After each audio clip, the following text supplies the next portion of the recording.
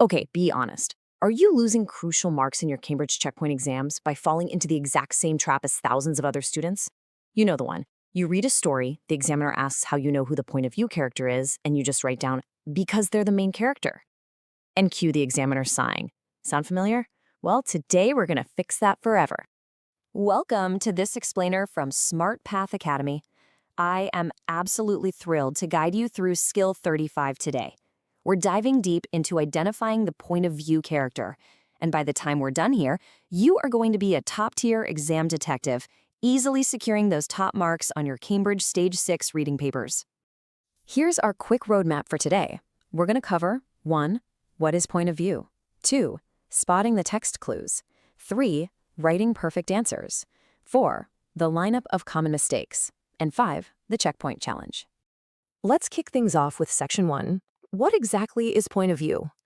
Now, this is absolutely crucial to understand. The point of view character is the character whose thoughts, feelings, or experiences the reader follows most closely.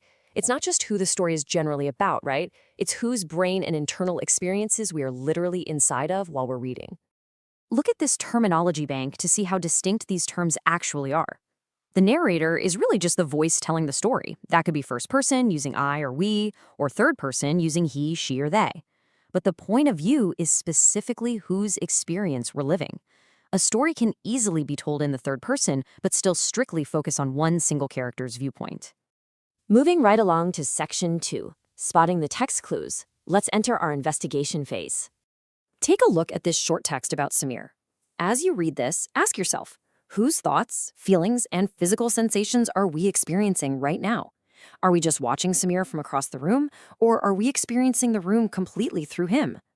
Let's break down the evidence. As an exam detective, these 3 exact phrases blow the case wide open. Samir watched shows his perspective. Hoping no one would call gives us direct access to his hidden internal feelings. And all he could hear lets us experience his physical senses. This proves without a doubt we are entirely inside Samir's mind. Now let's check out another suspect, Hannah. Notice how the text gives us this direct, totally exclusive access to her internal dialogue and focus. We know the crowd is cheering, sure, but more importantly, we know that Hannah barely hears them. We even get to read the exact words she's telling herself. One clean kick. We are completely anchored in her viewpoint. All right, Section 3, writing perfect exam answers. Finding the clues is only half the battle, right? Now we need to write it down to get those maximum marks. You need a reliable system, and these are the 3 repeatable steps you must take every single time. Step 1, find the character. Step 2, locate a thought or feeling verb in the text, stuff like she thought, he felt, she saw. And step 3, write a short, precise reason explaining that access. Now look at this. This is exactly why writing "he is the main character" gets you 0 extra marks. That classic trap gets an EX from examiners for being way too general. Instead, check out the perfect model answer on the right. Samir. We know his feeling, he hopes not to be called. It provides specific evidence of a thought or feeling. That right there is a perfect, mark-winning answer frame. Let's compare the answers for Hannah.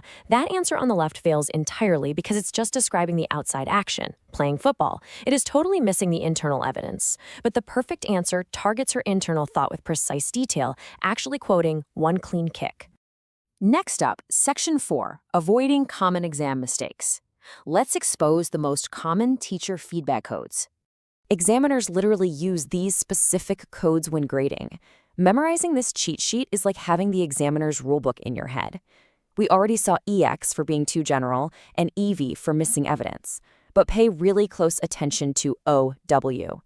This means you copied too much directly from the text instead of explaining the viewpoint in your own words. And IR means you added irrelevant detail.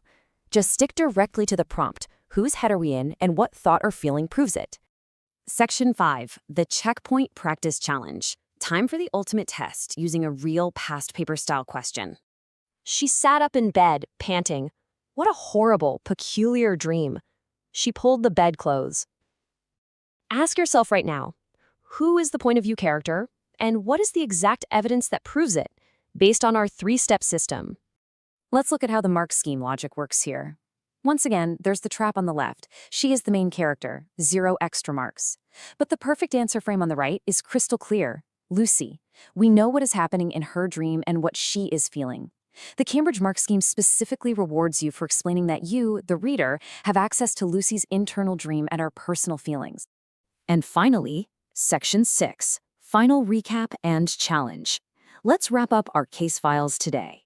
Seriously, remember this. Whenever you are asked about the point of view character, do not just write main character. Always follow this 3-step framework. Find the character whose experience we follow closely.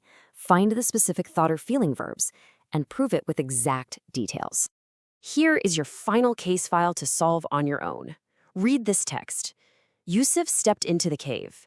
He wondered whether the map was wrong. Behind him, the others laughed, but he felt the cold air. Look for those hidden clues. Whose thoughts and feelings are we accessing? Take a moment right now and apply everything you've learned from Smart Path Academy today. Can you write down the perfect 2-mark answer for Yusuf without falling into that main character trap? I bet you can. But it kind of makes you wonder, doesn't it? The next time you pick up your favorite book, what other hidden thoughts and secret clues are you missing? Keep hunting for those internal viewpoints, and you will literally never read a story the exact same way again. Thanks for joining this explainer, and until our next case, happy detecting.